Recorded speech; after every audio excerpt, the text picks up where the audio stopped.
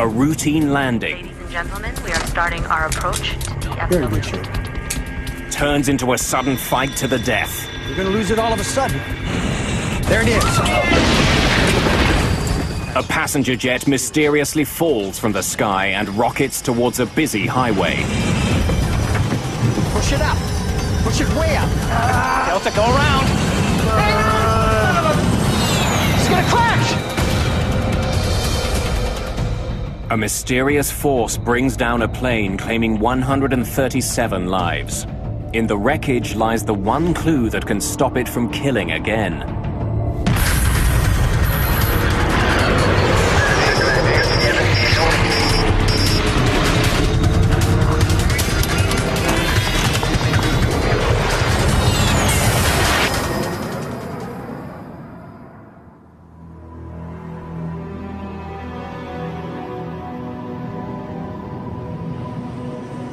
August the 2nd, 1985.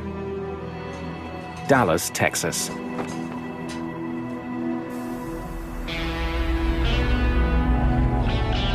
It's a very hot day, even by Texas standards.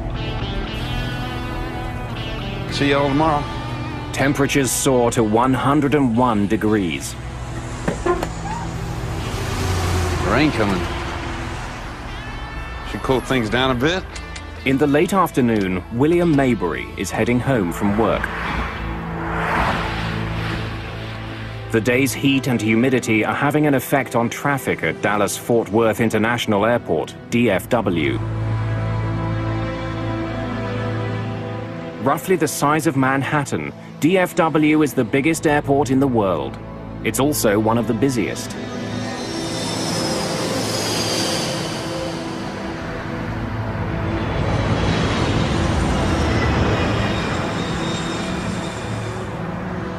The heat has triggered some afternoon thunderstorms at the airport, creating a backlog of planes waiting to take off.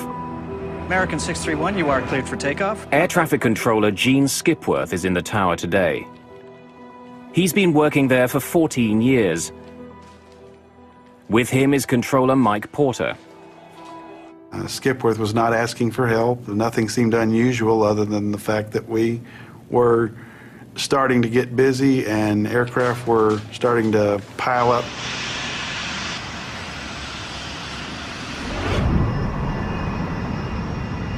One of the many planes heading towards Skipworth's control is Delta Airlines Flight 191. Weather 6,000 scattered to 1,000 scattered. Visibility 10, temperature 101, wind calm. 101? 101 degrees, yes sir. Captain Ed Connors and First Officer Rudy Price are two of Delta Airlines' most experienced pilots. Second Officer Nick Nassick is the other member of today's crew. The crew is flying a 6-year-old L-1011 TriStar. The L-1011 is billed as one of the safest planes in the sky. There are 152 passengers and 11 crew members on board. They're scheduled to land in Dallas just before 6 in the evening. Good afternoon, ladies and gentlemen. This is your captain speaking. Hope you're enjoying your flight so far. Traffic is backing up at Dallas. All told, we'll be about 10 to 15 minutes late getting to the gate. Please let us know if there's anything we can do to make your flight more comfortable. The delay bothers Chris Meyer. He's a frequent business traveler who's in a hurry to get home to his family for the weekend. I've been down in Florida, Fort Lauderdale, for the last 2 weeks, and it was a Friday afternoon, and I was due to go home on Flight 191. One of IBM's best-known executives is also on the flight. Don Estridge led the development of the IBM PC. He and his wife are traveling to Dallas for a family visit.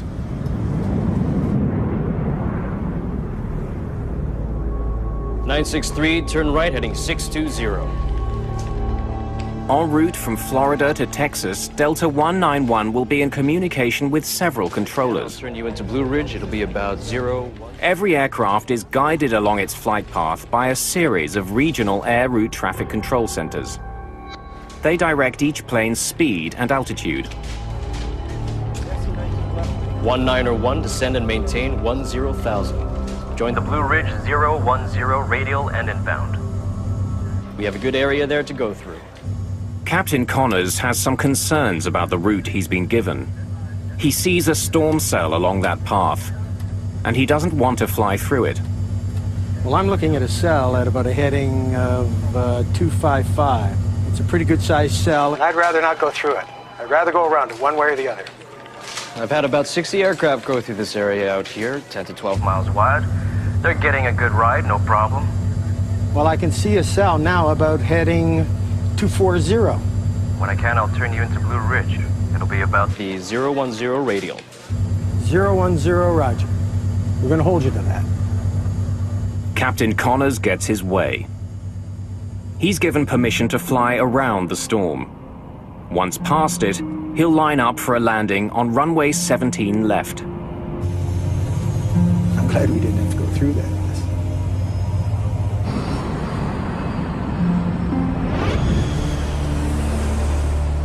Friday afternoons are a busy time at airports. The afternoon rain is making this Friday even busier. 23-9er down to 618.96. The main priority for the controller on duty is to keep the incoming planes a safe distance apart. He wants them at least 4.5 kilometers from each other. That distance allows enough time for the violent air turbulence behind one plane to die down before the next plane touches down. Right now, Connors and Price are getting too close to the plane just ahead of them, a corporate Learjet. Delta 191 heavy. Turn left 10 degrees, reduce speed to 180. To put some distance between the two planes, the controller asks the Delta crew to slow to 180 knots. Delta 191. 330 kilometers an hour. Wilco. 10-degree flaps, please.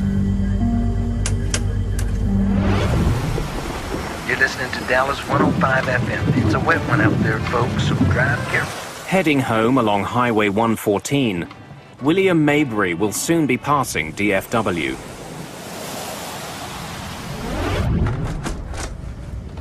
Flight 191 is now just 50 kilometers from the foot of the runway.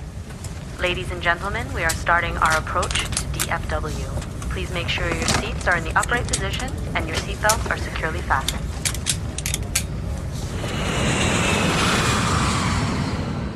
The crew begins their final descent into the Dallas-Fort Worth area. Attention all aircraft listening. There's a little rain shower just north of the airport. Connors now switches radio frequencies and contacts a local DFW airport traffic controller for approach instructions.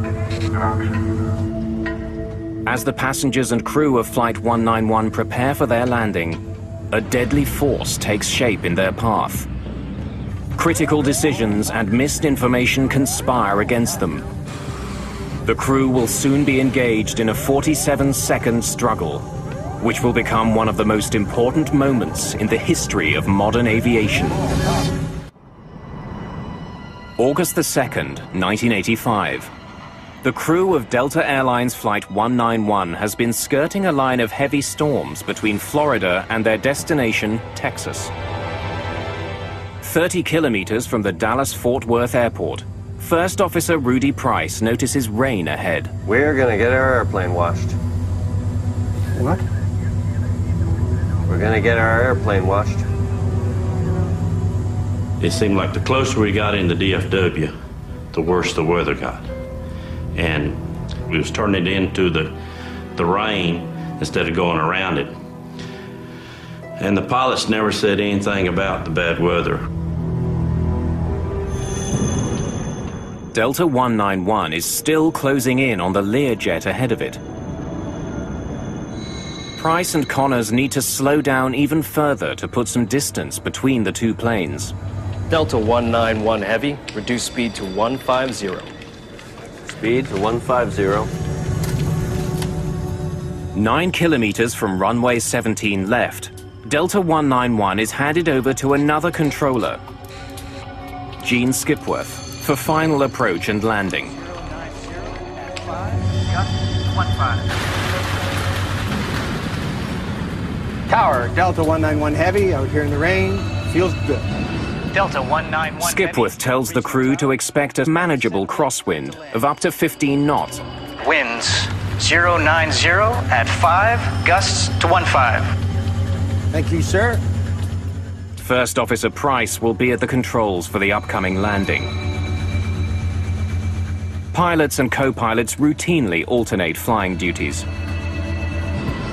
As Flight 191 is coming into land, William Maybury is just north of the airport. He's caught in the same storm that Price and Connors are just beginning to fly through.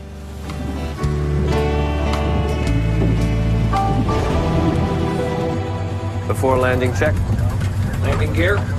Down, 3 green. Flaps, slats. 33, green lights.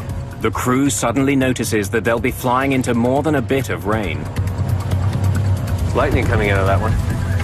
What? It's lightning coming out of that one. Where? Right ahead of us.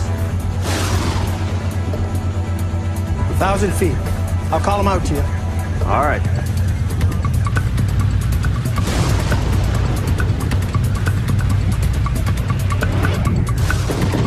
We're not getting any bad warnings from the weather or from other pilots, which we rely on as they come through it. They need to report to us, and they do if they have turbulence or they have trouble on final or ran into anything abnormal. The Learjet ahead of Flight 191 lands safely. Connors and Price are now less than a minute behind. Without warning, the intensity of the storm increases. The L-1011 is being pounded by a driving rain. I knew we was getting ready to land, but at the same time, you felt the surge, like the pilot was revving up the engine for something. The plane's airspeed is increasing for no apparent reason. What's your speed? Price pulls back on the throttles to slow the plane down and maintain it at the requested 150 knots. The plane is just 180 meters from the ground. You're going to lose it all of a sudden. There it is. Then the plane drops rapidly.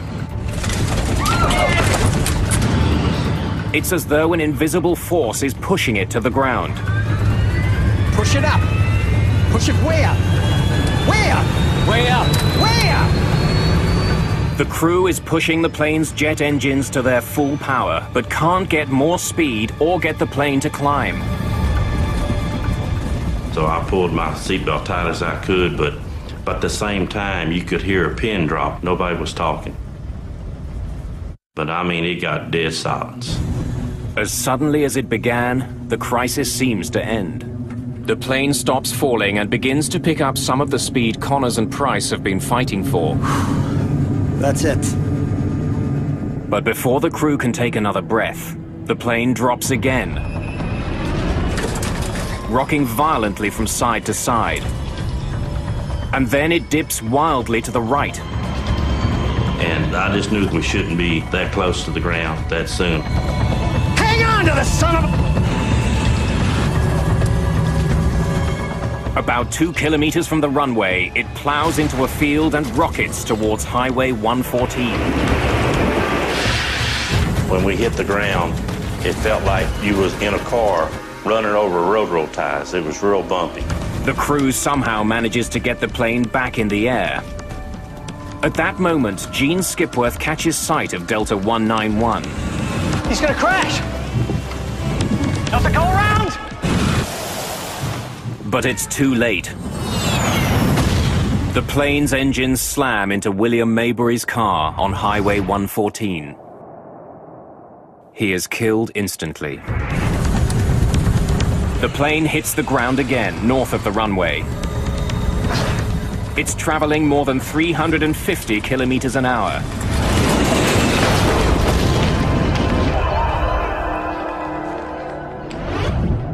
I must have caught sight of him just at the last millisecond, and he cartwheeled into the tank in just an instant, and then, of course, there was fire, not a ball of fire, but a wall of fire.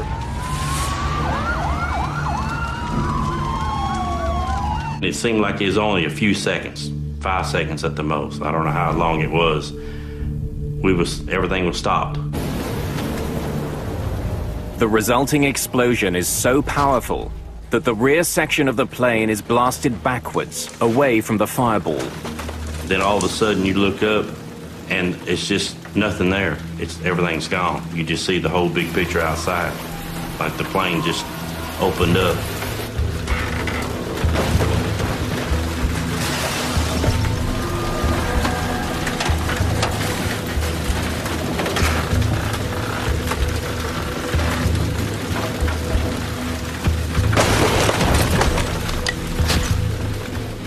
Remarkably, the tail section containing the last 10 rows of seats is relatively intact.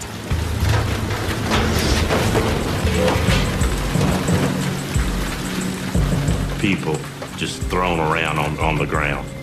Some were clothes on, some without clothes on, some were burned. It was something that you can't describe unless you were there to see it. It is something that you will never get out of your mind. Over here! Hang in there, help someone.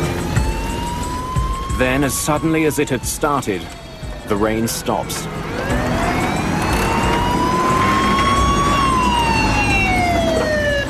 It takes firefighters less than a minute to get to the crash. And when I arrived on the scene, I truly believe that there wasn't anybody that had survived this plane crash because there was just devastation everywhere.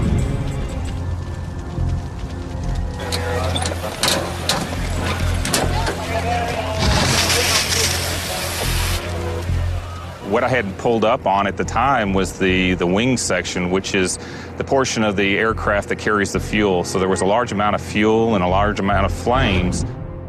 The front of the plane has all but disintegrated. I knew I had to get out there. At the time, I was a stringer for Time magazine, worked with them on a part-time basis, called their Atlanta headquarters for this portion of the country. They said one word: go.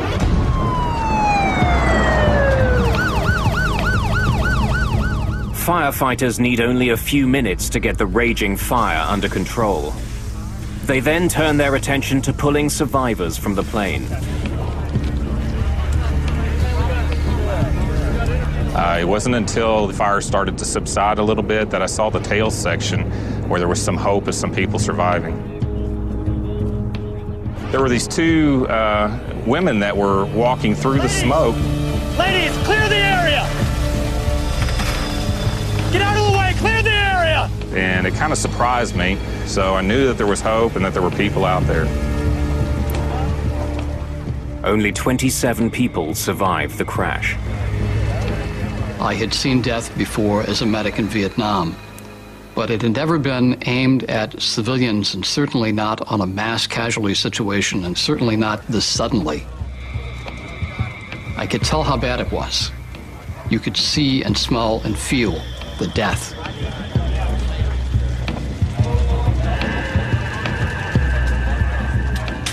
We felt like we did everything that we could, and we were just pleased that there were survivors.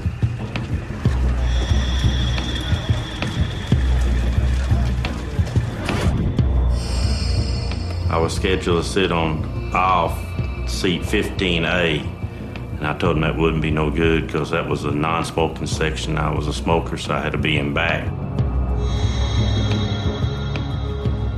That probably saved my life. Captain Connors, First Officer Price, and Second Officer Nassick are killed. So are 5 other crew members and 128 passengers.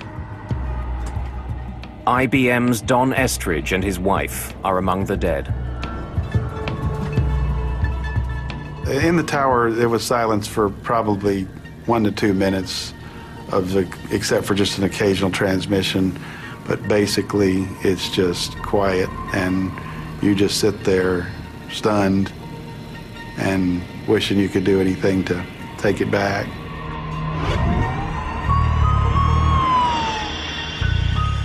This is a monumental crash.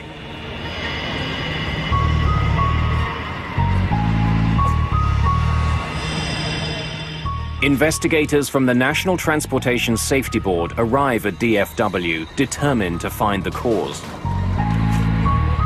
One of our field investigators would have been on scene trying to locate the flight data recorder and the cockpit voice recorder, which is, a very important part of the investigation.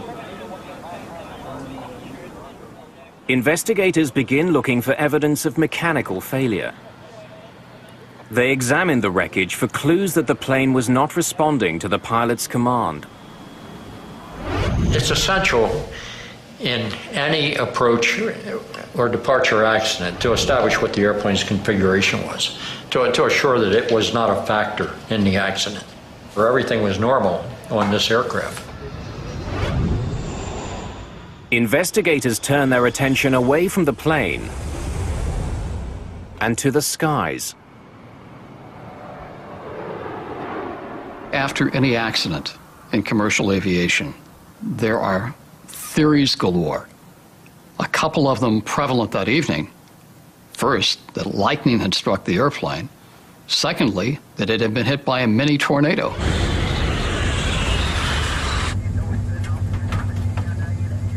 There's lightning coming out of that one. Where? Right ahead of us. 15 different witnesses, including flight crews, report seeing lightning as Flight 191 was descending towards the runway. The investigators have to consider the possibility that Flight 191 was hit by lightning.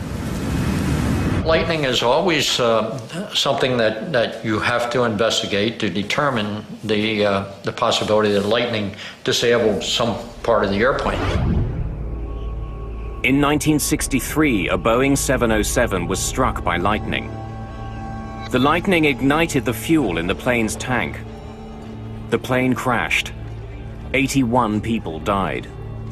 There had been a handful of similar crashes since then. Key pieces of wreckage from Flight 191 are taken to the NTSB lab in Washington, D.C.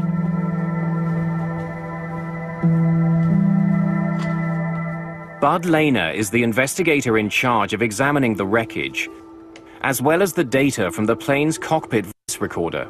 But sometimes it might be very difficult to find to determine where the airplane might have been struck by lightning and where the exit point was. Lightning coming out of that one.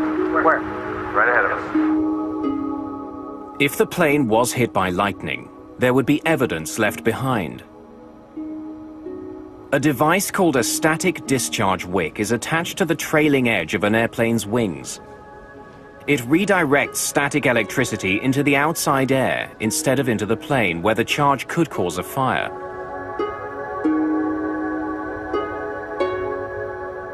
If the plane was hit by lightning, one of the pieces that would be visibly damaged is the static discharge wick. Nothing there. With lightning ruled out, investigators go looking elsewhere. They would soon discover the real culprit.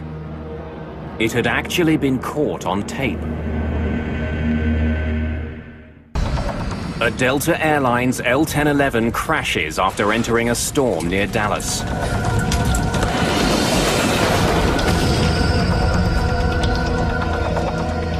"137 people die. Investigators rule out mechanical problems and lightning as causes of the crash. Nothing there. The NTSB's Bud Lehner turns his attention to the plane just ahead of Delta 191, the corporate Learjet. He learns that it was less than a minute ahead and flew through the very same storm. After we had passed about 5 miles from the end of the runway, we entered a rain shower, what we thought was a light rain shower, and it turned out to be the heaviest rain I've ever seen before or since. In spite of the rain, Rufus Lewis managed to land his plane safely on runway 17 left. When we broke out of the clouds, we were high and hot. So we had to use all of the runway at DFW Airport. We landed, were able to turn off at the end of the runway.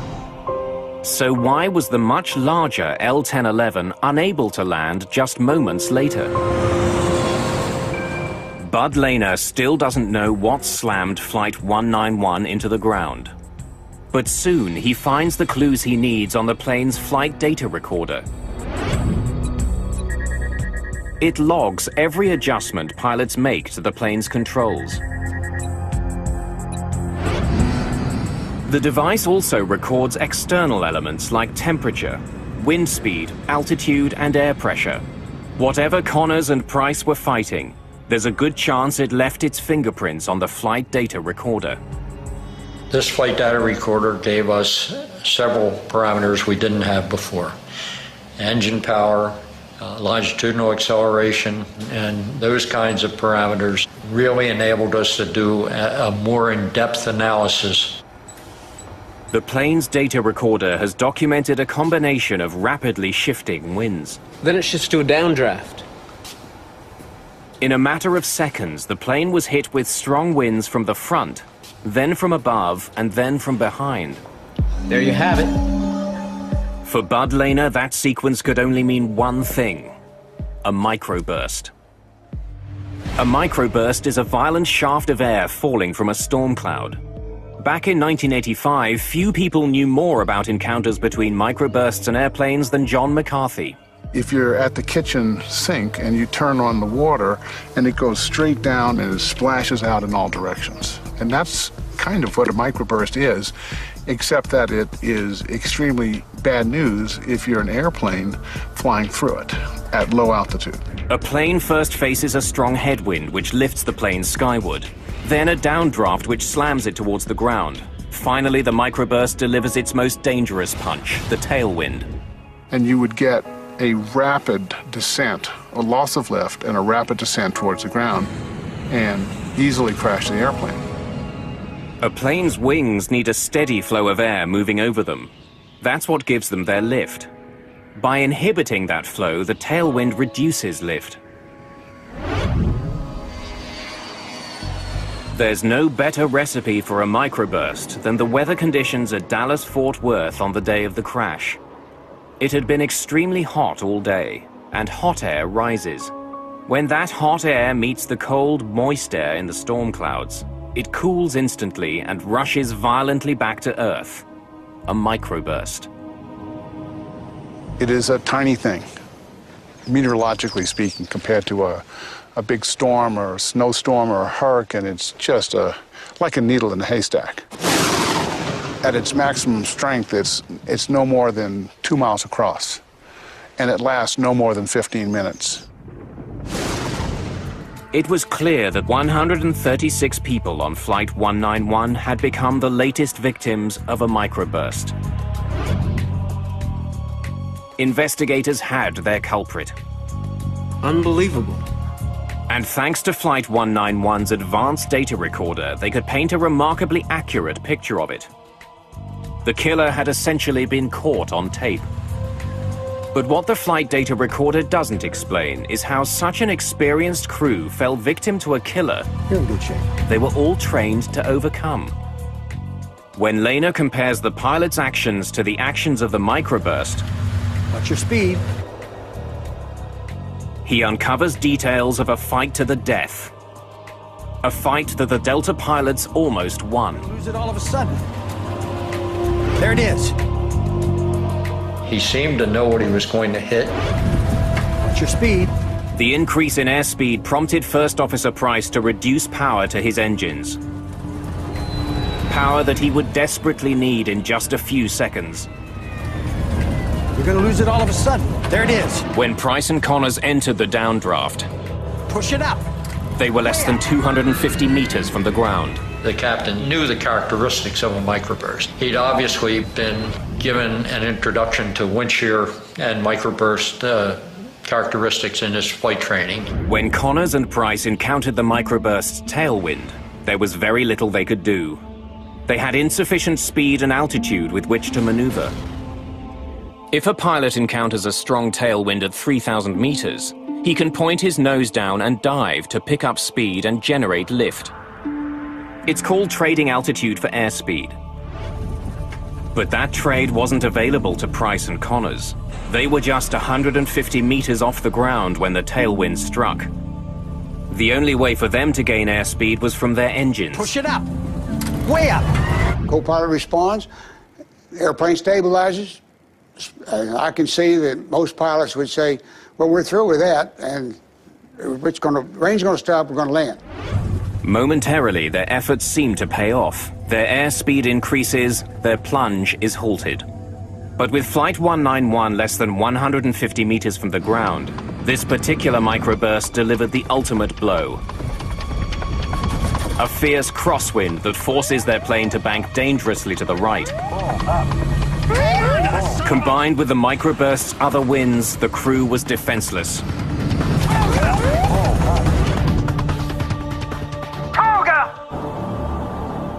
Toga is takeoff go-around mode, and what it means to a pilot in that regime of flight is let's abandon the approach. We're no longer going to try to land this airplane. We want to do everything we can now to survive the wind condition that we've entered. The skill and experience of the pilots were no match for this microburst. It was too big, its winds too powerful and unpredictable. The pilots of Delta Flight 191 did their very best to recover from this situation, and it didn't work out. Investigators were left with one perplexing question. Why had Connors flown into the storm in the first place? Prior to 1985, the radars on board the aircraft were built to detect thunderstorms, essentially heavy areas of precipitation. They were not effective, they were not even designed to detect the microburst. So those radars were essentially useless at low altitudes for looking at the microburst phenomena. Microbursts are invisible, but they generally emerge from storm clouds. That's why pilots are trained not to fly into storms if they see lightning. It's a pretty good sized cell, and I'd rather not go through it. I'd rather go around it one way or the other. When I can, I'll turn you into Blue Ridge. It'll be about 010 radial. 010. Oh, roger. Captain Connors was not a risk taker. He was known as a cautious pilot. I'm glad we didn't have to go through that mess. It's hard to blame the aircrew. Their job is to avoid thunderstorms, and there's probably a forecast for thunderstorms every day at Dallas in the summertime. Which ones do you avoid? And it's a very difficult problem. Earlier in the flight, Connors had flown around bad weather. Investigators can only conclude that he underestimated the storm in his path at the foot of runway 17 left. When you're in a landing sequence at an airport like Dallas or Atlanta or Chicago, and you see other airplanes ahead that are landing uneventfully, you might get the impression that there's a thunderstorm there, but I'm going to pass through it very quickly, and it's not going to be a factor for me. Airports like DFW have sophisticated systems in place to provide weather information to pilots. A thunderstorm at the end of a runway is the kind of threat they were designed to identify. But this deadly storm managed to foil those systems. As Flight 191 was approaching the airport, the weather at DFW was changing very quickly. Attention all aircraft listening. There's a little rain shower just north of the airport. Captain Connors heard that part of the message, but then he switched his radio frequency for his final landing instructions. The Delta crew never heard the last part of this message about weather ahead. There's a little bitty thunderstorm sitting right on the final. There was an observation 2 minutes before the accident that there was a wall of water at the threshold of the runway. It's been my contention that that information would have been very important to the flight crew. Radar readouts from the day of the crash indicate that the storm cell Connors and Price flew into grew out of nothing in a matter of minutes. This is 2 minutes before the accident. The readout shows the beginnings of a weather cell at the foot of runway 17 left. This is 3 minutes after the accident. We have a new cell right at the threshold of the runway that wasn't evident in the previous pictures. This explains why Rufus Lewis was able to land his Learjet. The microburst was just beginning to form when he was approaching the runway. Many people think that there was a huge vertical development that the pilots recognized and they just decided to go fly through it anyway. And I maintain, and I think the evidence proves it, that that was not the case. They didn't recognize this new developing cell. They did get into the storm beneath the cell, but it was heavy rain. They weren't worried about that. Then the hammer fell. It was too late. It's small. It's the length of a runway, roughly, and it doesn't last very long. So it's something that can happen so quickly that many accidents have occurred because nobody knew it was there. The storm arrived at the foot of runway 17 left virtually unannounced. But once there, it attracted a lot of attention. Pilots on the ground as well as trained weather observers saw the worsening storm. But they all saw it too late to warn the crew of Delta 191. The storm did show up on a radar screen at the Fort Worth Air Traffic Control Center. But at the time of the crash, the meteorologist on duty was in the cafeteria on a meal break. If the flight crew had had any idea that there would be a severe event in front of them, they would have missed the approach. Investigators conclude that the Delta crash was caused by the pilot's decision to continue their approach into the storm. A decision that was made because the crew wasn't warned about the hazard. In 1985, there were basic systems at airports that could detect dangerous winds, but they could not reliably detect a microburst. On the ground, there were systems called low-level wind shear alerting systems that primarily looked for differences of wind speed around the airport and on the airport.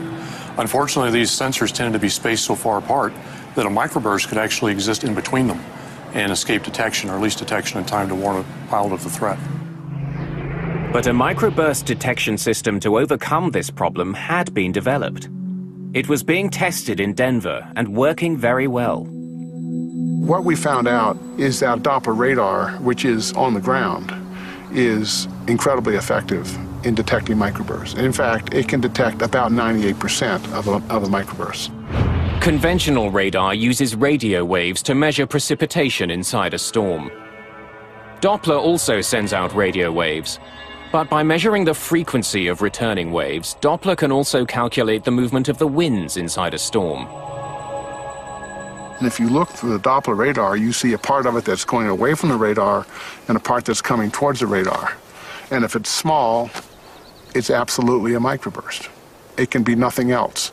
So it has what we call an unambiguous signature of a microburst, which means we got it. Since Doppler radar could see a microburst, controllers could use it to warn crews of their presence. The Denver research resulted in an important new system at airports: Terminal Doppler Weather Radar.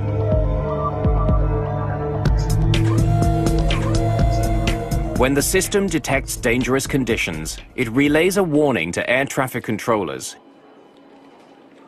who can then alert pilots. Flight 236, microburst alert. 509 log. 1 mile final. Say intentions. After the crash of Delta 191, the Federal Aviation Authority, the FAA, hurried to install terminal Doppler weather radar at high-risk airports. Dallas-Fort Worth was one of the first. The domes containing the specialized radar are now a common fixture at major airports around the world. But radar on the ground can't get the warning to the pilots fast enough. We also have an issue with ground-based systems in that it takes time to communicate the threat to the crew.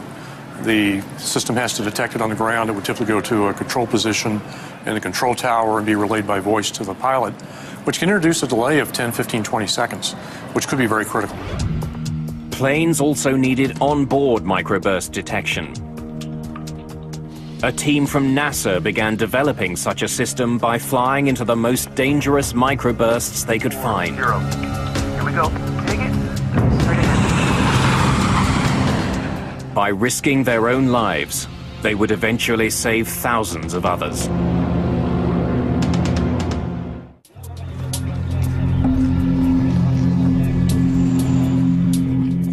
Delta Airlines Flight 191 is the latest in a string of crashes attributed to a microburst.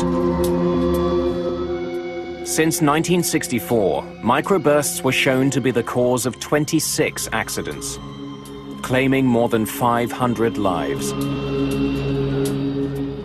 The public is unnerved. Politicians are demanding answers. The killer has to be stopped. The body count is building, and this particular crash tipped the scales as far as the federal government was concerned.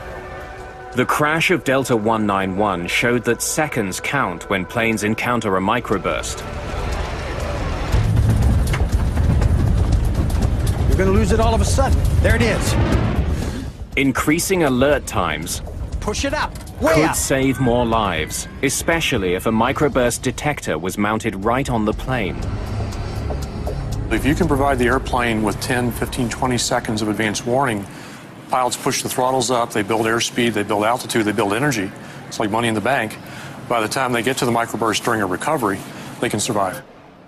Aviation experts had to find a way to give all pilots those critical 20 seconds. To develop that technology, they would embark on a high-risk, unprecedented research project. They would fly a 737 into the most severe microbursts they could find. We did a very careful risk analysis of all the possible dangers that could occur. And initially, the first reaction was, you want to do what with an airplane? You want to fly it through a microburst? In the summer of 1991, NASA modified a Boeing 737 and went hunting for microbursts. The idea was to identify onboard technology that could warn pilots of a microburst in their path. The airborne solution brings detection right into the cockpit, so the pilot sees exactly what's in front of the aircraft, and when an alert is given, there's no time delay. Ground speed 234. The NASA researchers were testing 3 separate systems for detecting microbursts. Modified Doppler radar housed in the 737's nose, a laser radar under its forward cargo bay, and a side-mounted infrared device to measure changes in air temperature. Each of those systems was wired to banks of computers in the plane's cabin. A spotter on the ground could find a microburst and quickly direct the plane towards it.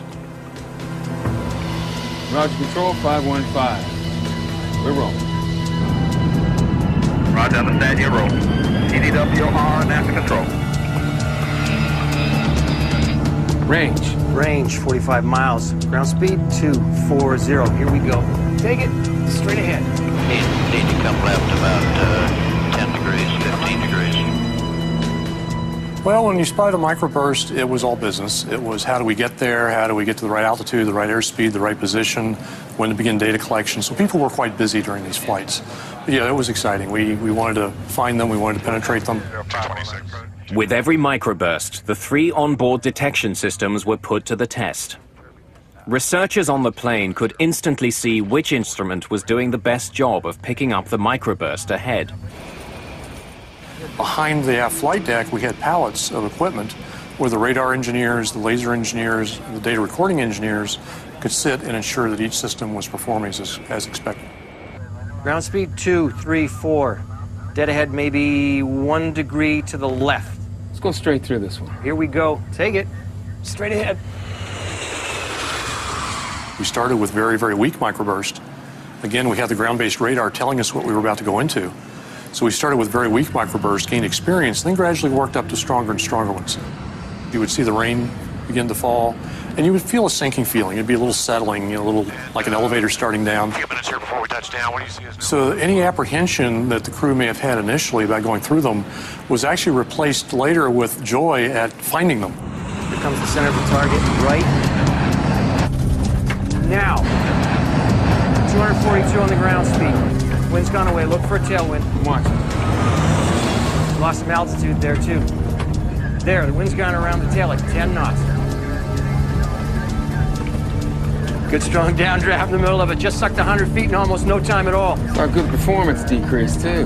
We were about 850 and we dropped to 750. Beautiful. The Langley researchers flew into dozens of microbursts over the course of their research. The project proved that the forward-looking Doppler radar was the only system that could consistently give pilots advanced warnings of a microburst ahead. What we found was that the Doppler radars could detect an extremely wide variety of microbursts. Lightning coming out of that one. If the crew of Delta 191 had a system to warn them of microbursts, they could have boosted power to their engines and started climbing before they encountered it. That might have given them the speed and the altitude which they sorely lacked when they began their battle with the storm. The Langley flight tests had, in effect, tamed the microburst menace. After the NASA tests, the FAA certified a Doppler-based warning system for planes. Today, forward-looking Doppler radar is standard equipment on commercial flights around the world. The good news out of all of this tragedy is so many things have now happened, from radar to ground-based systems to airborne systems, and especially to training for pilots. We think that microburst accidents are a thing of the past. If there is one crash that we can look back on now and say, this made things safer because we learned from it, it was Delta 191. The changes made after the crash of Delta 191 have saved countless lives. Captain Connors and First Officer Price lost their fight against a microburst, but their struggle did manage to expose and disarm an invisible killer.